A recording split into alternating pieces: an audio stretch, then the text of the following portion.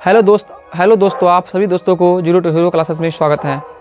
जैसा कि दोस्तों मैंने एक पिछले क्लास में ये बताया थी आखिर की मैथ के सिलेबस के बारे में मैंने एक क्लास लिया हूँ, जिससे मैंने ये बताया थी कि आखिर की मैथ का सिलेबस होता है क्या क्या। मैथ के सिलेबस के बारे में मैंने पूरा बता दिया कि पिछले वीडियो में आखिर की मैथ का सिलेबस क्या क्या होता है। जो दोस्तों अभी तक वो वीडियो नहीं देखे हैं, प्लीज़ वो वीडियो जाकर पहले देख ले, उसके बाद आपको ये क्लास समझ में आएगा कि आखिर इतने सारे नंबर्स कहाँ से आए, इतने सारे संख्याएं कैसे लिख दिए हैं। तो वो पहले जाकर आप सबसे पहले वो जाकर आप मेरा जो पिछले वाला वीडियो है पहले वो जाकर आप पहले देख ले आखिर की मैथ का सिलेबस क्या क्या होता है। मैथ के सिलेबस के बारे में मैंने बता दिए हैं कि पूरा। उसमें सबसे पहले मैंने बताया थी नंबर सिस्टम के अंदर बहुत सारे टैप्स आते हैं जो मैंने पिछले क्लास में बता चुका हूँ। यहाँ हम देखेंगे आखिर की नंबर सिस्टम के कितने सारे पार्ट्स होते हैं। यहाँ पे आपको बहुत सारे संख्याएं लिखे हुए हैं। सबसे पहले हमको ये देखना आखिर की नंबर यानी नंबर नहीं संख्या होता है क्या, संख्या को कितने सारे पार्ट्स होते हैं। संख्या को यहाँ पे दो पार्ट्स होते हैं, यानी नंबर को कितने पार्ट होते हैं दोस्तों। तो नंबर को यहाँ पे दो पार्ट्स में रखा गया है। एक होता है रियल नंबर, जिसका हिंदी आपको पता होगा वास्तविक संख्या होता है। एक क्या होता है, एक होता है रियल नंबर जिसका हिंदी होता है वास्तविक संख्या, और एक होता है इमेजिनरी नंबर जिसका हिंदी होता है काल्पनिक संख्या। एक होता है इमेजिनरी नंबर जिसका हिंदी होता है काल्पनिक संख्या। और यहाँ पे देखना है आपको कि वास्तविक संख्या को कितने पार्ट में बांटा गया है और यहाँ पे काल्पनिक संख्या को भी कितने पार्ट में बांटा गया है। तो यहाँ पर सबसे पहले देखना है हमको क्या कि वास्तविक संख्या को कितने पार्ट में बांटा गया है। वास्तविक संख्या को यहाँ पे दो पार्ट में बांटा गया है। एक होता है आपका रेशनल नंबर, एक क्या होता है, एक होता है रेशनल नंबर जिसका हिंदी होता है परिमेय संख्या, जिसका हिंदी क्या होता है, जिसका हिंदी होता है परिमेय संख्या। एक होता है इरेशनल नंबर, एक होता है आपका इरेशनल नंबर जिसका हिंदी होता है आपका अपरिमेय संख्या, जिसका हिंदी क्या होता है अपरिमेय संख्या होता है। और यहाँ पे आप देखना है काल्पनिक संख्या यानी कि इमेजिनरी नंबर को एक पार्टों में बांटा गया है जिसका होता है कॉम्प्लेक्स नंबर यानी सम्मिश्र संख्या जिसका होता है कॉम्प्लेक्स नंबर। अब यहाँ पे हमको देखना है आखिर की यहाँ पर देखना कि आखिर रियल नंबर यानी रेशनल नंबर यानी कि परिमेय संख्या को कितने पार्ट में बांटा गया है। परिमेय संख्या को यहाँ पे दो पार्टों में बांटा गया है। एक होता है आपका इंटीग्रल्स और दूसरा क्या होता है, एक होता है इंटीग्रल्स जिसका हिंदी क्या होता है पूर्णांक। एक होता है इंटीग्रल्स और दूसरा होता है फ्रैक्शन को आप बोल सकते हैं, फ्रैक्शन को आप डेसिमल भी बोल सकते हैं। क्या बोलते हैं फ्रैक्शन को, क्या बोलते हैं डेसिमल भी बोल सकते हैं, जिसका हिंदी होता है भिन्न या डेसिमल का हिंदी क्या होता है दशमलव।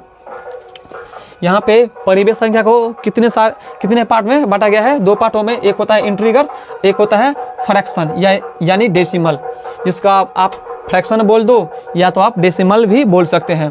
यहाँ पे अब हमको ये देखना है आखिर की इंटीग्रल्स यानी पूर्णांक को कितने पार्ट में बांटा गया है। पूर्णांक को 3 पार्टों में बांटा गया है दोस्तों। कितने पार्ट में बांटा गया है, पूर्णांक को भी 3 पार्टों में बांटा गया है। एक होता है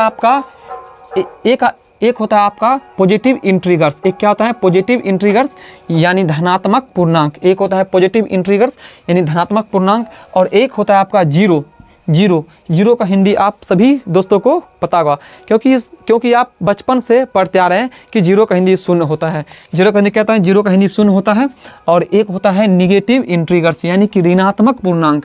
एक होता है निगेटिव इंटीग्रल्स यानी कि ऋणात्मक पूर्णांक। अब हमको यहाँ पे ये देखना है कि आखिर की अब हमको ये देखना है कि पॉजिटिव इंटीग्रल्स यानी कि धनात्मक पूर्णांक और शून्य को मिला करके क्या बनाया गया कि गैर नकारात्मक यानी कि नॉन निगेटिव क्या होता है, पॉजिटिव इंटीग्रल्स और शून्य को मिला करके क्या बनाया गया, कौन सा संख्या, गैर नकारात्मक। और यहाँ पे देखना है कि शून्य और यानी कि जीरो और निगेटिव इंटीग्रल्स को मिला करके क्या बनाया गया कि नॉन पॉजिटिव यानी कि गैर धनात्मक। क्या होता है गैर धनात्मक। ये यहाँ तक आपको समझ में आ गया होगा, मुझे पूरा विश्वास है कि आपको यहाँ तक समझ में आ गया, क्योंकि हम यहाँ पे जीरो लेवल्स आपको बता रहे हैं। अब आगे चलो, नेक्स्ट देखना है कि यहाँ पे ये हमको देखना है कि गैर नकारात्मक को कितने पार्ट में बांटा गया यानी कि नॉन निगेटिव को कितने पार्ट में बांटा गया है? क्या नॉन निगेटिव को 2 पार्टों में बांटा गया है दोस्तों। कितने पार्ट में बांटा गया है? 2 पार्ट में बांटा गया है। एक होता है आपका होल नंबर, क्या होता है? एक होता है आपका होल नंबर, जिसका हिंदी आपको पता होगा पूर्ण संख्या होता है, और एक होता है आपका नेचुरल नंबर, जिसका हिंदी होता है आपका प्राकृतिक संख्या। एक होता है होल नंबर, एक होता है होल नंबर जिसका हिंदी होता है पूर्ण संख्या, एक होता है नेचुरल नंबर जिसका हिंदी होता है प्राकृतिक संख्या। अब हमको ये देखना है यहाँ पर कि नेचुरल नंबर्स को कितने पार्ट में बांटा गया है यानी कि प्राकृतिक संख्या को कितने पार्ट में बांटा गया है। प्राकृतिक संख्या को 3 पार्ट में दोस्तों 3 पार्ट में डिवाइड किया गया है। एक होता है आपका प्राइम नंबर, एक होता है आपका क्या होता है? एक होता है आपका प्राइम नंबर जिसका हिंदी होता है अभाज्य संख्या, एक होता है प्राइम नंबर जिसका हिंदी होता है अभाज्य संख्या, एक होता है यूनिटी जिसका हिंदी होता है एकांक, एक होता है यूनिटी जिसका हिंदी होता है एकांक, और एक होता है आपका कंपोजिट नंबर जिसका हिंदी होता है आपको अभाज्य संख्या, जिसका हिंदी क्या होता है? अभाज्य संख्या होता है। हम जो यहाँ पे बोर्ड पे इतनी सारी संख्या लिखी हुई है दोस्तों, आपको बारीकी से तोड़ तोड़ के बताएंगे, बेसिक लेवल यानी कि 0 लेवल से बताएंगे कि आप इतने सारे संख्या तो यहाँ पे हम लिख दिए हैं, इस सब को हम बारीकी से आइए हम देखते हैं। सबसे पहले हमको क्या देखना होगा? सबसे पहले हम ये देखें आखिर की वास्तविक संख्या यानी कि रियल नंबर क्या होता है। सबसे पहले हम कौन सा संख्या देखेंगे? वास्तविक संख्या यानी कि रियल नंबर क्या होता है। तो आइए हम आगे देखते हैं। आइए दोस्तों सबसे पहले हम देखते हैं वास्तविक संख्या के बारे में। आखिर वास्तविक संख्या होता है क्या?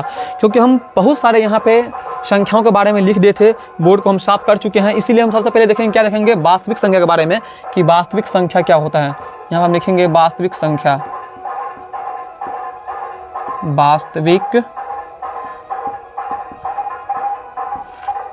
वास्तविक संख्या। आखिर वास्तविक संख्या होता है क्या? तो हमको वास्तविक संख्या के बारे में परेशान जिसे लिखना है, आपको पेन और कॉपी लेकर हमेशा बैठना है और नोट करना है। जैसे जैसे हम यहाँ पे बोर्ड पे लिख रहे हैं, आपको ठीक वैसे वैसे कॉपी में नोट करना है, क्योंकि ये जो नोट है ना बहुत आपको काम आने वाले हैं। आखिर आगे अगर हम क्लास लेंगे, आगे हम जैसे आप आगे हम बताएंगे, तो मतलब जब तक आप ये नोट नहीं करेंगे तो आपको समझ में नहीं आएगा। इसीलिए आपको नोट करना है। लिखेंगे आपको लिखना है जिसे संख्या रेखा पर जिसे संख्या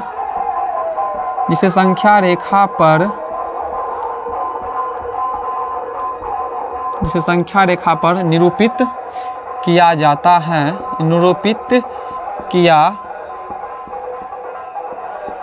है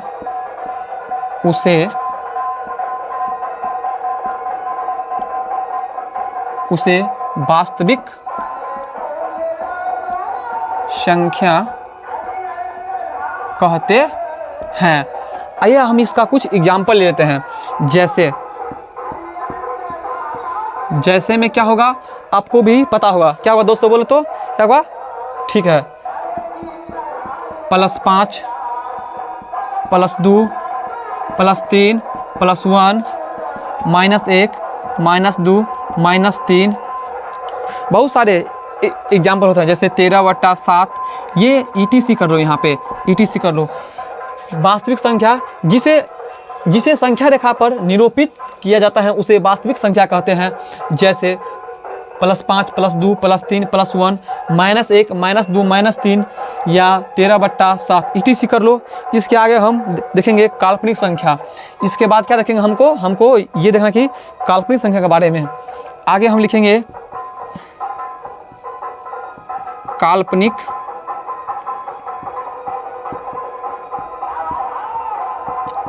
संख्या।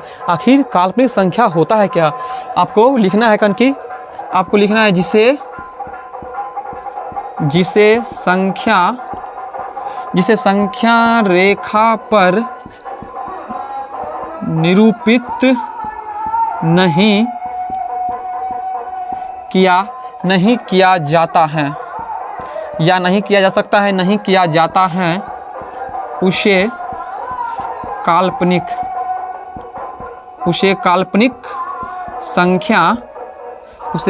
संख्या कहते हैं। उसे काल्पनिक संख्या कहते हैं।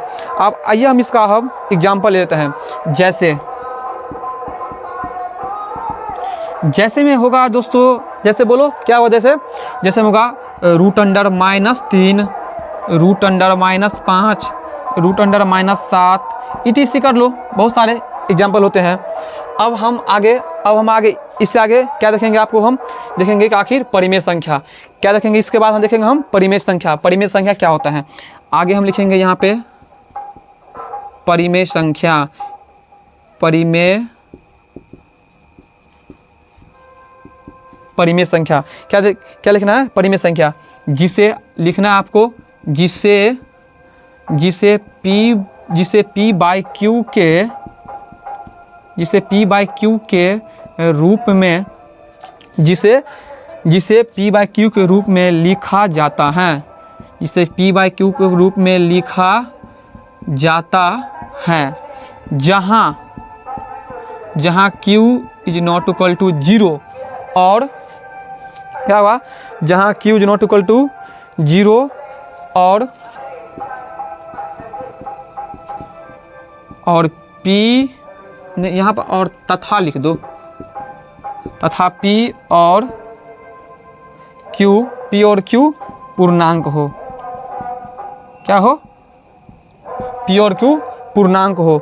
जैसे एग्जाम्पल कुछ यहाँ हम कुछ एग्जाम्पल ले लेते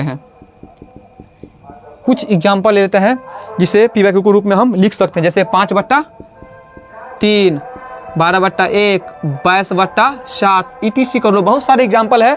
आप भी यहाँ से एग्जाम्पल बना सकते हैं, क्योंकि आपको हम बेसिक 0 लेवल से बता रहे हैं। जिसे P बाई Q के रूप में लिखा जाता है, जहाँ Q is not equal to 0 तथा P और Q क्या हो, एक पूर्णांक हो। दोस्तों क्या हो, P और Q एक पूर्णांक हो। आइए अब हम इससे आगे हम देखेंगे अपरिमेय संख्या के बारे में। क्या देखेंगे हम अपरिमेय संख्या के बारे में, आइए अब हम देखेंगे अपरिमेय संख्या के बारे में। आखिर अपरिमेय संख्या होता है क्या। तो सबसे पहले हम यहाँ तक अब हम लिखेंगे अपरिमेय संख्या,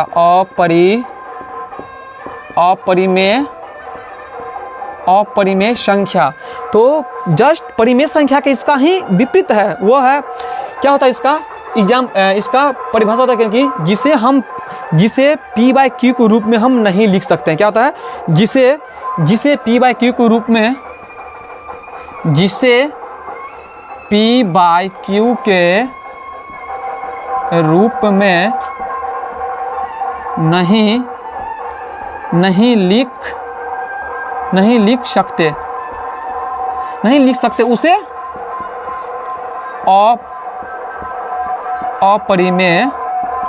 अपरिमेय संख्या कहते हैं।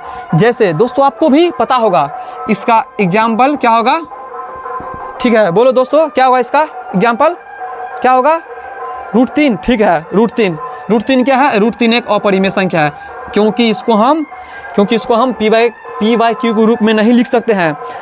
√3 के बाद क्या होगा, √3 के बाद √5 पाई, पाई यहाँ आ गया, देखो यहाँ आ गया पाई, क्योंकि आप लोग 10th का एग्जाम दे चुके हैं। वहाँ पे 2 ऑब्जेक्टिव बनता है कि 22/7 कौन सा संख्या है। 22/7 आपको पीछे हम बता चुके हैं कि आखिर 22/7 एक परिमेय संख्या है, लेकिन पाई क्या है, पाई एक अपरिमेय संख्या है। आपको भी पता होगा कि पाई क्या है, पाई एक अपरिमेय संख्या है। उसके बाद आएगा √7 ETC कर लो, बहुत सारे एग्जाम्पल है। आगे आइए हम इससे आगे अब हम देखते हैं। इसके बाद क्या हम पढ़ते हैं, पूर्णांक के बारे में। इसके बाद क्या पढ़ते हैं हम, पूर्णांक के बारे में पढ़ते हैं, क्योंकि बारीकी से हमको पढ़ना होगा। संख्या के बारे में बिल्कुल हम 0 लेवल से बता रहे हैं दोस्तों। आपको बस बने रहना है इस क्लास में और हमेशा कॉपी और पेन लेकर बैठना है। जैसे हम लिख रहे हैं आपको बस वैसे नोट करना है, क्योंकि आगे जब हम क्लास लेने वाले हैं ना, नेक्स्ट क्लास, ये उसमें बहुत सारे काम आने वाले हैं। पूर्णांक के बारे में आइए हम देखते हैं। पूर्णांक क्या है, आखिर पूर्णांक होता है क्या। तो इसका डिफिनेशन होगा कि धनात्मक और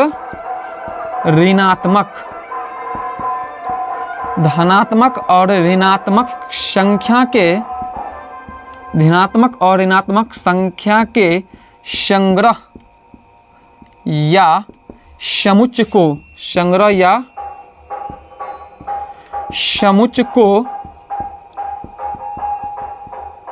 पूर्णांक कहते हैं।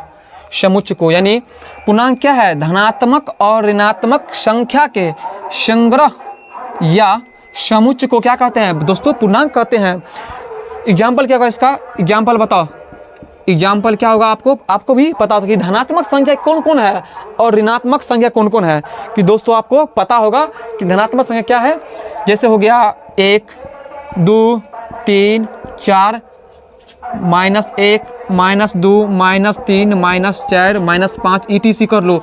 ये जो है ये है धनात्मक संख्या और ये है ऋणात्मक संख्या। यानी धनात्मक और ऋणात्मक संख्या के संग्रह या समुच्चय को क्या कहते हैं? पूर्णांक कहते हैं। पूर्णांक के बाद आगे हम देखेंगे। पूर्णांक के बाद आइए हम आगे अब हम पढ़ते हैं प्राकृतिक संख्या के बारे में। अब हम आगे कौन सा संख्या पढ़ने वाले हैं? हम लोग प्राकृतिक संख्या पढ़ने वाले हैं। ठीक है, ये अब हम देखते हैं आगे। यहाँ पर लिखना है प्राकृतिक संख्या। प्राकृतिक संख्या बिल्कुल जीरो लेवल से बताएंगे। प्राकृतिक संख्या आखिर होता है क्या? यानी गिनती की संख्या को क्या लिखेंगे यहाँ पे हम?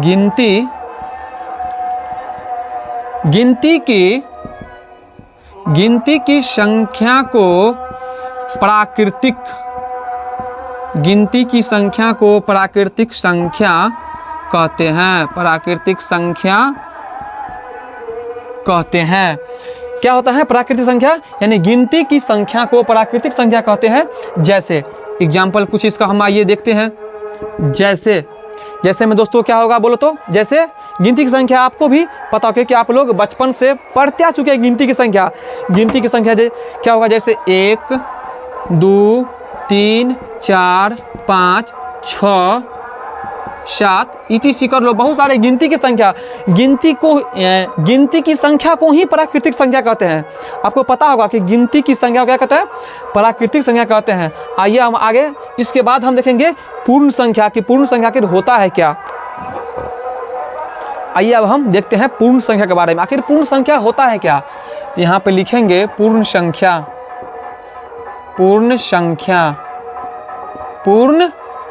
संख्या। दोस्तों आपको पता होगा कि प्राकृतिक संख्या के परिवार में शून्य को मिलाने से जो संख्या का परिवार बनता है उसे पूर्ण संख्या कहते हैं। ये हम यहाँ पे लिख देते हैं क्योंकि आप लोग तो नोट करते होंगे। हम लिखते हैं कि प्राकृतिक संख्या के परिवार में प्राकृतिक संख्या के परिवार में शून्य को मिलाने से जो संख्या का परिवार बनता है, जो संख्या का क्या बनता है? परिवार बनता है उसे क्या कहते हैं दोस्तों? उसे कहते हैं पूर्ण संख्या कहते हैं। एग्जाम्पल ले लो, कुछ एग्जाम्पल आइए हम देखते हैं। जैसे आपको पता होगा कि प्राकृतिक संख्या किसे कहते हैं? तो गिनती की संख्या को प्राकृतिक संख्या कहते हैं दोस्तों। अब हम यहाँ पे लिखे कि पूर्ण संख्या, तो प्राकृतिक संख्या के परिवार में शून्य को मिलाने से जो संख्या का परिवार बनता है उसे पूर्ण संख्या कहते हैं। तो प्राकृतिक संख्या के जैसे हम एग्जाम्पल लिए थे उसमें सिर्फ शून्य को मिला देंगे तो वह पूर्ण संख्या का एग्जाम्पल हो जाएगा। तो क्या लिखेंगे यहाँ पे? प्राकृतिक संख्या के एग्जाम्पल क्या बताते हैं दोस्तों? बोलो तो प्राकृतिक संख्या के एग्जाम्पल। ठीक है, उसमें क्या करेंगे? हम शून्य को मिला देंगे। शून्य को मिला जैसे 0, 1, 2, 3, 4, 5, 6 ETC कर लो। बहुत सारे संख्या है। तो प्राकृतिक संख्या के परिवार में शून्य के मिलान से जो संख्या का परिवार बनता है उसे पूर्ण संख्या कहते हैं। आइए इसके बाद हम देखते हैं क्या देखेंगे? सम संख्या। क्या देखेंगे? सम संख्या। दोस्तों आपको भी पता होगा, बचपन से आपने पढ़ते आ चुके हैं कि सम संख्या क्या होता है। सम संख्या क्या होता है? जो संख्या क्या होता है? परिभाषा, जो संख्या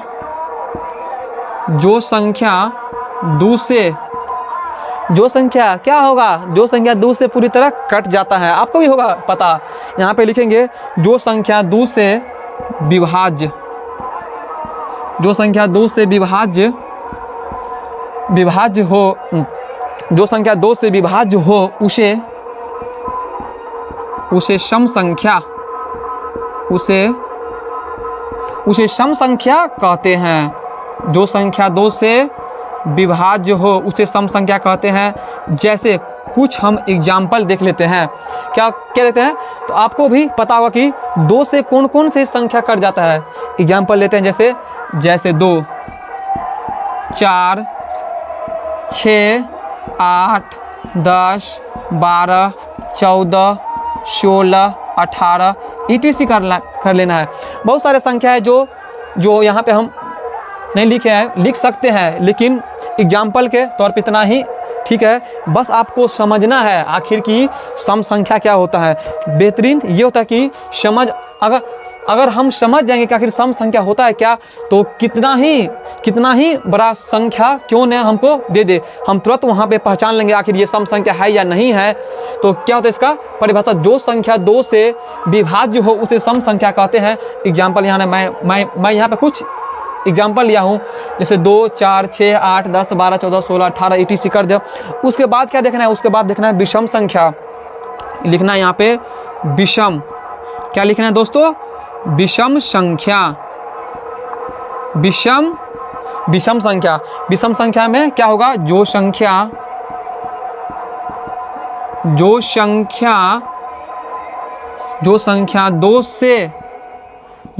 2 से विभाज्य न हो, जो संख्या 2 से विभाज्य न हो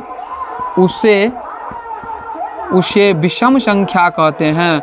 विषम संख्या कहते हैं। जैसे आइए हम कुछ एग्जाम्पल ले लेते हैं। जैसे में क्या होगा दोस्तों? आपको भी पता होगा। जैसे में क्या होगा? जैसे में होगा, जैसे में ले लो 3, 5, 7, 9, 11, 13 ETC कर लो।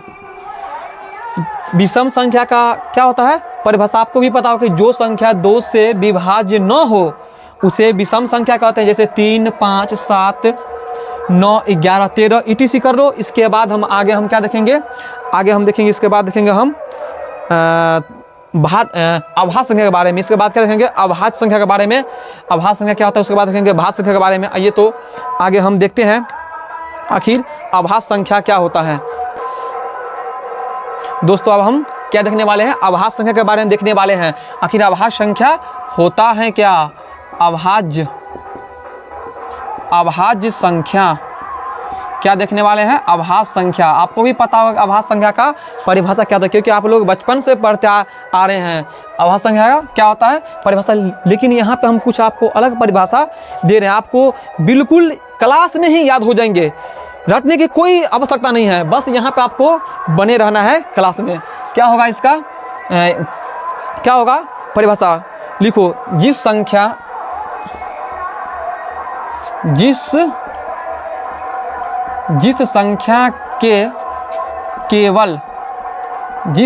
के केवल दो गुणनखंड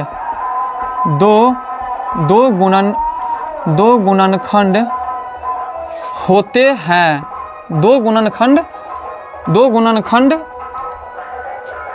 दो गुणनखंड होते हैं। एक और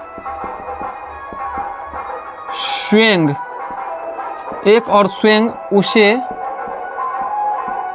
अभाज्य संख्या कहते हैं। उसे अभाज्य संख्या कहते हैं। जिस संख्या के केवल 2 गुणनखंड होते हैं, एक और स्वयं उसे अभाज्य संख्या कहते हैं। जैसे आइए दोस्तों हम कुछ एग्जाम्पल देख लेते हैं। जैसे क्या होगा दोस्तों? बोलो तो जैसे में क्या होगा? ठीक है दोस्त, ठीक है। जैसे में क्या होगा? 2, 3, 5, 7, 11, 13, 17, 19 ETC कर लो। आपको मैंने बहुत सारे एग्जाम्पल दे चुके हैं कि इसका डिफिनेशन क्या होता है कि जिस संख्या के केवल 2 गुणनखंड होते हैं, एक और स्वयं उसे अभाज्य संख्या कहते हैं। यहाँ पे हमको देखना है कि 2 का केवल गुणनखंड यहाँ पे 2 का गुणनखंड केवल 2 है। यहाँ पे एक और 2, यहाँ पे मैंने बताया कि जिस संख्या के केवल 2 गुणनखंड होते हैं, तो 2 का गुणनखंड केवल 2 ही होगा। 1 और 2 होते हैं, 1 और स्वयं, यानी 1 और स्वयं उसे आभास संख्या कहते हैं। जैसे 2, 3, 5, 7 ये सब क्या है? आभास संख्या है। आपको भी पता होगा, आपने 10वां का एग्जाम दे चुके हैं। सबसे छोटा आभास संख्या क्या होता है? सबसे छोटा आभास संख्या 2 होता है। दोस्तों आपको पता होगा कि सबसे छोटा आभास संख्या क्या होता है? सबसे छोटा आभास संख्या 2 होता है। इसके बाद आइए हम आगे देखते हैं भाज्य संख्या के बारे में। क्या देखते हैं दोस्तों? भाज्य संख्या। भाज्य संख्या, भाज्य संख्या का क्या होगा? जिस संख्या के 2 से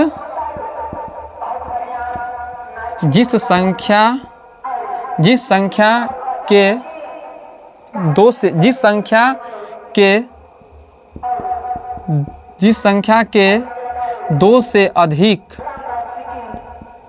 संख्या के 2 से अधिक गुणनखंड